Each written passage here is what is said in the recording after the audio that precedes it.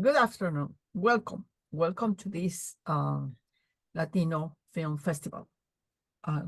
Today, we have a little family drama. We have the director and an actor. So I would like them to introduce themselves, their film, and the motivation for the film. So ladies first. Diana, please. Hi, I'm Diana Elizabeth Torres. I'm an actress and I play Cecilia. And my name is Ramon Torres. I play Matias, and I'm the co-writer and producer of A Little Family Drama. And the impetus for the story is actually based off of another project that we did 10 years ago, Nadia and myself, called Mariachi Madness, which was a short. It followed a father and son buddy comedy, but we always wanted to expand that world. And this kind of gave us an opportunity to do that, partly because at the time when we kind of discussed what would be a project that we could work on together, there was a lot of content that was being taken off streaming platforms that were specifically Latino-centric. And we also wanted to show a different side through the lens of comedy of multi-generational trauma, gender roles in a Mexican-American household. So those are the two main drivers behind why we were inspired to write this and produce it. Why the title? How did the title come about? It was all Diana. I think originally it was called Family Cena, no Cecilia, I'm calling you Cecilia. Family Cena. And then we did some due diligence to figure out if people resonated with Family Cena. There was a lot of confusion around the actor. I forgot his first name, but they thought it was a movie about his family, and so we decided to change it. It's also an ode to Little Miss Sunshine, which is sort of a loosely based tonally story to A Little Family Drama. And part of the reason we chose this particular title was it connotes both that it's about a family. It's not specific to a Mexican-American family, so it's a little bit broader for anybody to sort of understand that they can kind of enjoy the movie as well. They don't have to be part of the culture or community. And it's also slightly funny because it's a little family drama. And so that's kind of the reason behind the title that you have now. Now that you call Diana Cecilia, what does Diana think of Cecilia's character? What? Oh my God, I relate so much to her. I admire her. It's the oldest daughter, you know, and sometimes as an older, I am the second oldest, so I could relate to like taking care of everybody and being around for your parents, for your siblings, etc. Taking care of the business, which in this case Cecilia was running alongside her mom, and some sort of like not knowing who you are outside of that family dynamic. And I think Cecilia, at some point, she decides that she needs to go figure it out. What are the things that she wants, instead of having this loyalties to her family? She can be there for them, but also start her own path of going to school, learn about the things that she feels interested in, and also being there for her brother, her mom, and her husband and child. So I mean, Cecilia is so complex in many different ways, and I think any woman can relate to that aspect of your life. Like sometimes, like that role of being there for everybody just pushes away like your own identity. So that's what I think of her. I felt that she was a little bit frustrated with everything. Right. I don't know. Was she happy? I think she got to a point that she was like not fully enjoying her life. Like she wanted to leave the restaurant, she wanted to leave certain aspects or pattern within the family dynamic, but she was also kind of like attached, some sort of like enmeshment, and attached like some secret loyalties that we have with our families, like parents. I felt like she was frustrated for sure, but she also wanted a change. And I think it was a way for her to say, hey, listen to me, listen to me, listen to me. I want to do this. And in a way, if you're constantly want to do certain things and you get shut down by your own family, you feel bad. So it was like some sort of like dissonance. Like I want to go, but I want to stay, but I want to go, but I want to stay. So I understand her frustration and also her bravery to move forward with the things that she wanted to do in life.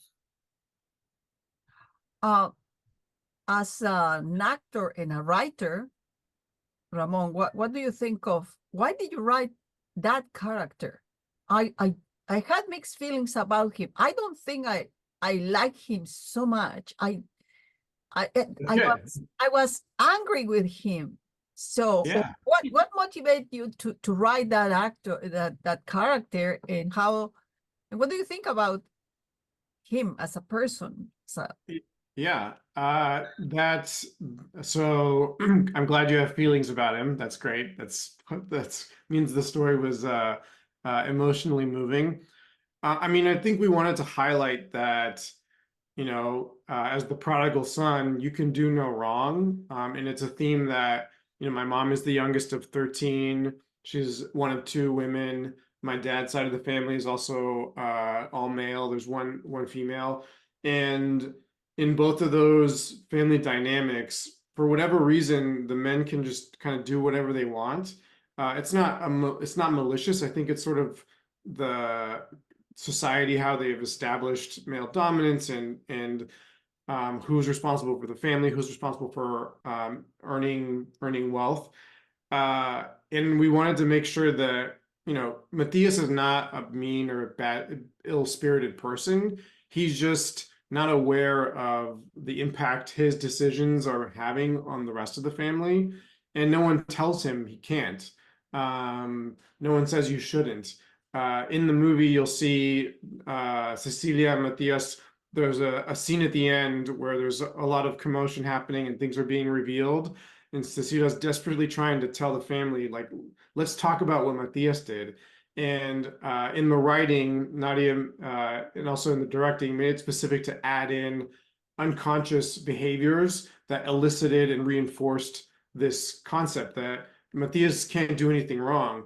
And you'll see it when mom sort of says, yeah, and then she goes back to Matthias instead of talking to Cecilia.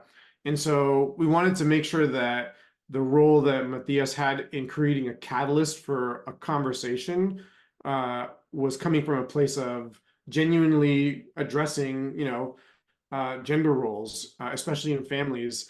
The other element too is that, you know, we had conversations around what is the American dream, and there's a fallacy that the American dream is kind of one person can do it on their own, and it's not true. Like there's no world unless you win the lottery where that's true. It's built on family support, family structure, generational wealth, and there's this other community. And so we wanted to also highlight the fact that that's a dynamic that Matthias feels like he can do it on his own. He doesn't need Cecilia's help. There's a couple of times when you see that dynamic happen in the movie to illustrate that there's just this unconscious bias that perpetuates a lot of trauma in families, especially when it comes to gender roles.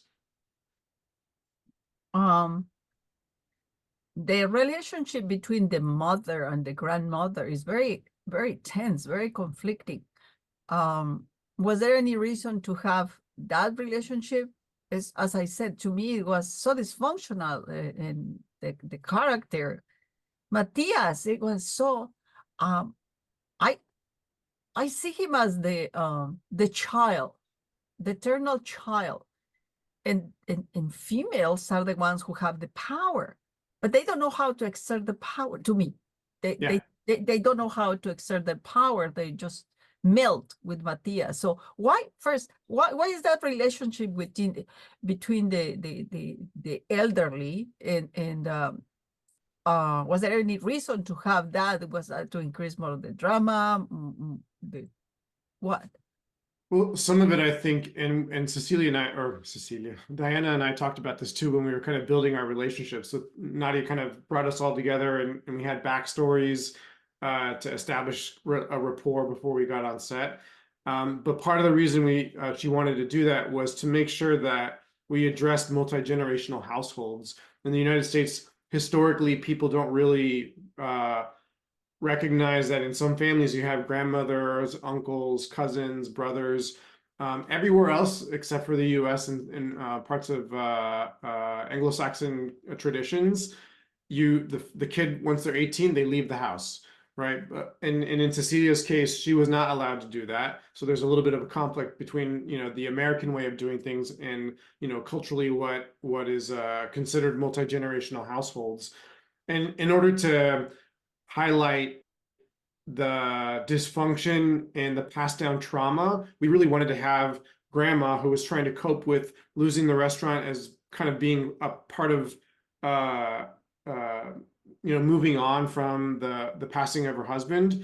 And then Victoria, who's she has built her identity, and Diana articulated this as well.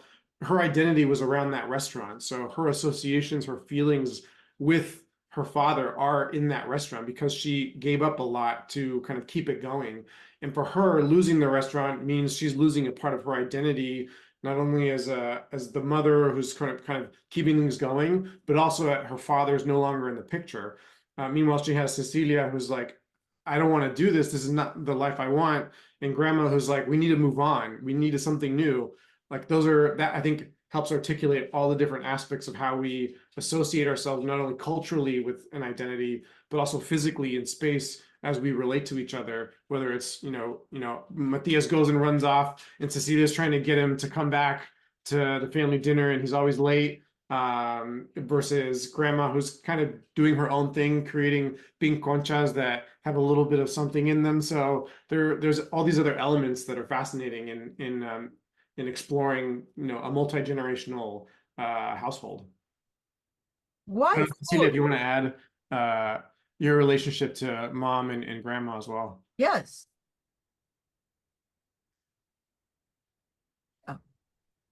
Diana, would you like to expand on any aspect or comment?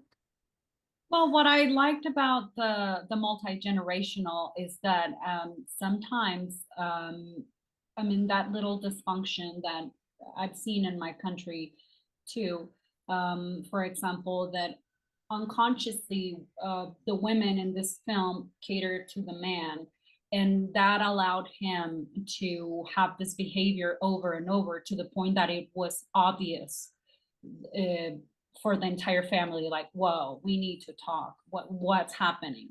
And my character represents like the voice of like, the house is burning, there is a problem right here, like pay attention to this. That's why she's always like anxious, and running on cortisol. But it's like, oh, this is happening, this is happening, this is happening. And as she gets dismissed, like, oh yeah, whatever, and that builds up that frustration until the moment of like, I told you so, or like the big boom happens. And I think it shows like how sometimes as families we can have deeper conversations about the dynamics and how we are part of the certain problems that perpetuate role dynamics, or just the fact that just because like the character of Matias is a man and he was allowed to go, and it's like, but not you, darling, you need to help me. And I grew up seeing a little bit of those dynamics around me, and it's interesting how things are changing now because we're having this conversations. So I'm glad that this movie puts a lens on this, and we can have even more conversations about our own families and our cultural backgrounds and how they play a part and problems nowadays. We have, Ramon, when you were talking about the conflict and what's happening, it caught my attention that you decide to create how people, the mother creates her identity, her social in that social space, in that personal space within the restaurant, the food.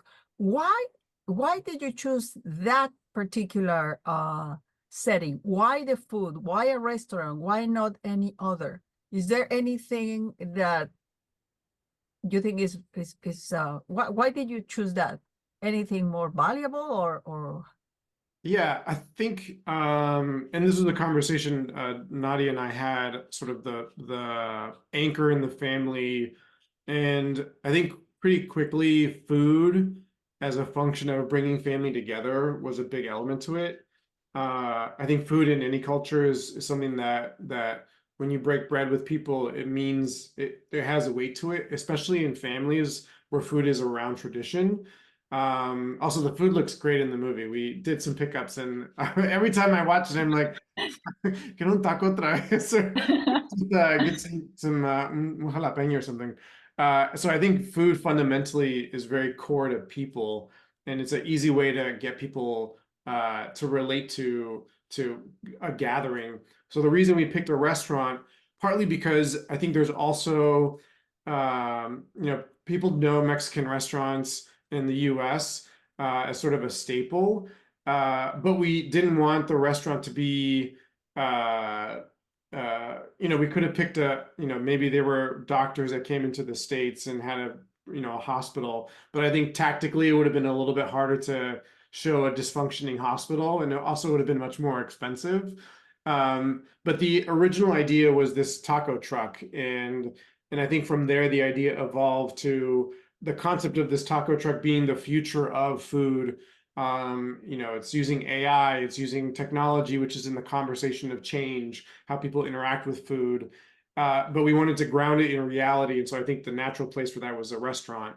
And then at that point, it became what restaurants were available, what looked authentically like it was a little bit stuck in the past, but still had some vitality to it. And the restaurant we actually shot in was I believe it's the second oldest Mexican restaurant in Southern California. It's gone through a couple different changes, so there was a little bit of history too behind the restaurant as well, and why we picked that particular spot. Yes, when we move to another place, what we carry is the language and the culinary traditions. It's part of our identity. I agree with that thought. Was there any challenge, since you were filming in was a working restaurant, right? What kind of challenges did you face when doing the production? Hair and makeup. I think a base camp where we had most of our crew getting prepared was a little farther away from the physical location. I think one of the benefits we did have was that the restaurant hadn't really hosted a movie before, and so they were very gracious in giving us a lot of time and space to just book it out. I think other tactical pieces are, you want a working restaurant, but at the same time, if the microphones pick up the refrigerator buzzing, there's traffic. So there's all these other elements too that make it, par for the course and very difficult to film. But I think, Diana, we shot for like 3 days there. 2 or 3 days.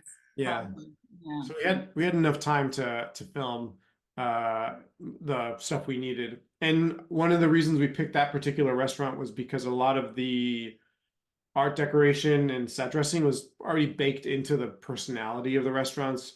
We didn't have to paint any walls. We had to move a few things, but it felt like a Mexican restaurant.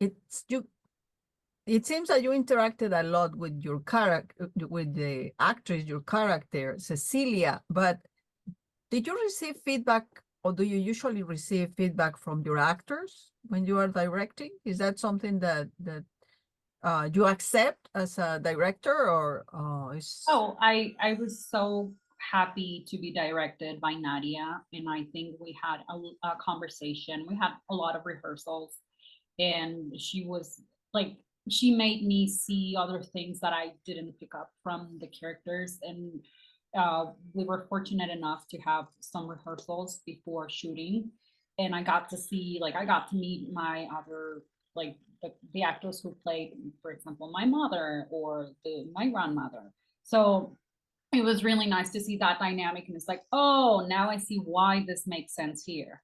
And also the script changed a little bit to make it, I guess, to make it nuanced, and because at the beginning it was like, oh my God, Cecilia holds it all together, right?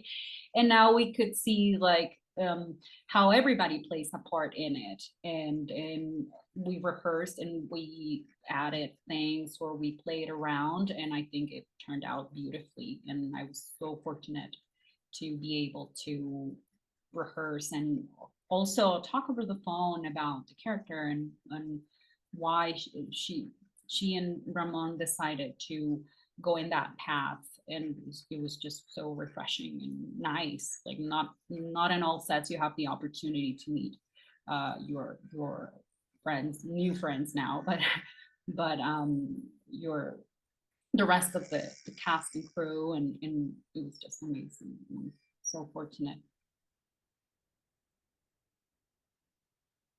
Ramon, how about you? What's you have a piece of you in there more than the actors. So how Yeah. do you take? I think feedback is critical and it's important. In a past life, I worked with productions on how to make those sets more inclusive. I think there's a expectation that, you know, when you're on set, you don't necessarily prioritize the well-being of the talent, the crew. I think there's sometimes like you need to get the shot and you need to make your day. But I think fundamentally, what people are starting to recognize is that if you create a set where there's psychological safety, there's a trust that's built between the artists and the crew, that it makes a better product and a better community. And it's really a much better way of living. Personally, I think philosophically, it's not going to make or break the movie if we don't get a certain thing. There's always creative opportunities to fix it or change the narrative. But core to that is being able to receive and in doing so give feedback. And I think the best ideas do not always come from one individual. And Nadi was great at this too. She made sure that she was checking in with folks during the development process. If we had had a little more time, I think she would have liked to have gone through the script with the actors and just kind of gotten some more feedback on things to change. And that fundamentally, I think, would have makes the product that much stronger. But it's with the recognition that if you don't open yourself to feedback, you're kind of missing those opportunities where someone's like, hey, have you thought about this? Or, you know, it doesn't make sense that the character says this when, you know, this happens. And that doesn't happen if you don't set up that expectation that feedback is welcome. And with this feedback, was the finding of a title for the film, was it part of the feedback that you received, or at the beginning of the conversation you mentioned that it was another title, but then it changed? So yeah. How did the title come about? I find that very difficult to make titles when writing something is. Yes. So yeah, we have a group of folks that we had reached out to on a regular basis as we were developing. Some of them also are market films and television. And so we would constantly go back to them and say, hey, we're thinking about these ideas and these ideas. And there was a list of I think it was like 20 or 30. We also used, I think, ChatGPT early on to see what ChatGPT would provide. But those were definitely not the best place to go.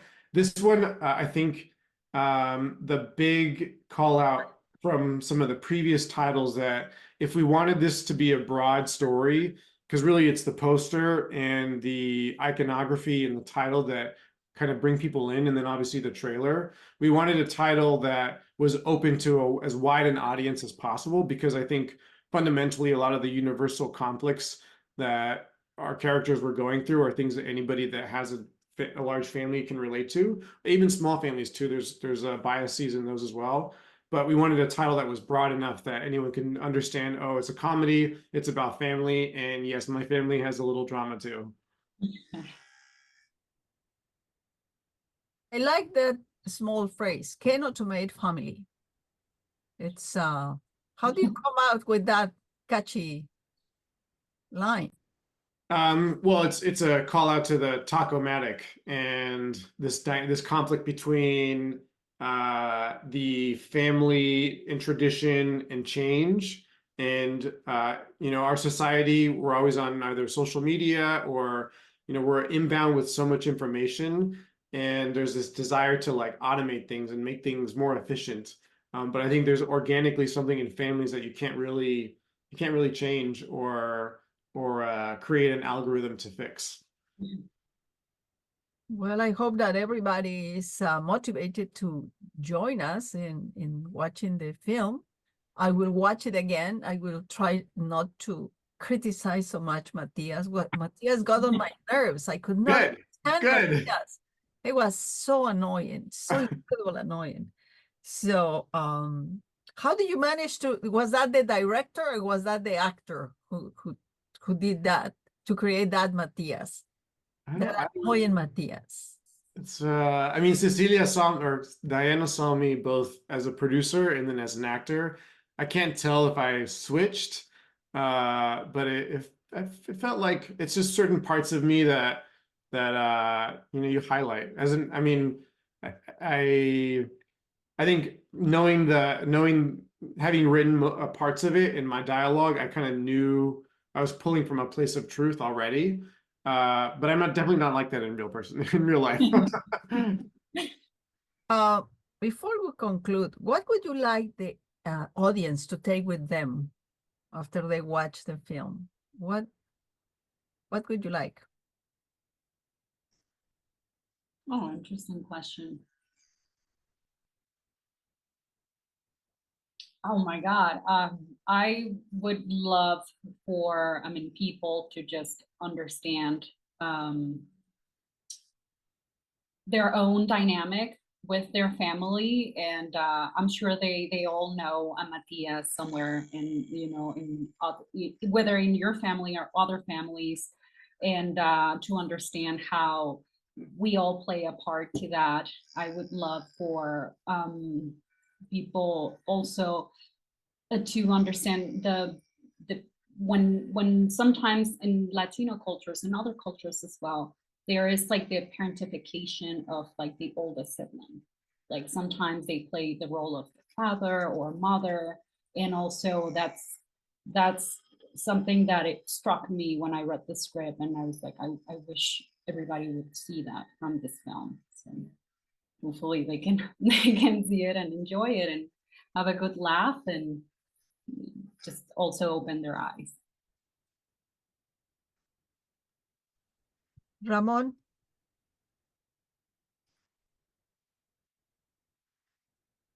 I missed the first part. I think it's the takeaway. What's something to take away? I mean, double click on what Diana said. It's yes to the using art to reflect on their own experiences and their own families. We've done a couple of screenings now, and at the Q&As, they always end up becoming a little bit more therapy sessions where people start sharing a lot about their families. And I think that's a testament to the message and the themes that people are seeing and recognizing, oh, my family does that too. So yeah, some happy and some sad and some more happy would be great in the takeaway. I mean, we want people to feel good and feel like they've gone through a journey with the characters, because they do mean a lot to us. Is there any, I know that at least in Mexico City, my friends from that were studying drama when I was studying my bachelor's, they said that to talk about a project that hasn't been finalized is to jinx it.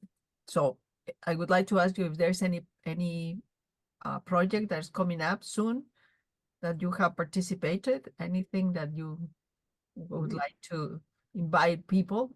Of course, you're going to invite them to see a little family drama, but any Mhm. other thing that they should have the eye open for you, your upcoming performances? This one for sure. Mhm. Diana? Yeah, we want people to see a little family drama for sure. I have other projects coming this year, but I just can't wait for people to see our film and to give us feedback and just share your experiences. And with that, we would like to thank Diana Elizabeth Torres and Ramon Torres for joining us and talk about a little family drama. Stay tuned and enjoy it. Adore the characters or not, and enjoy it. It was I had a good time watching that. That's good. Yes, it Yeah. made me think. I love the abuela. No, no. I love the abuela. Awesome. The mother not so much, but I love the abuela. I love. Well, I hope that you. It seems that you had a very good time doing the project. We did. I wish we had kept going. If we had more money and time, it would have been great. Let's make it a TV series. How about that? There you have it. You can pitch it. And Yeah. with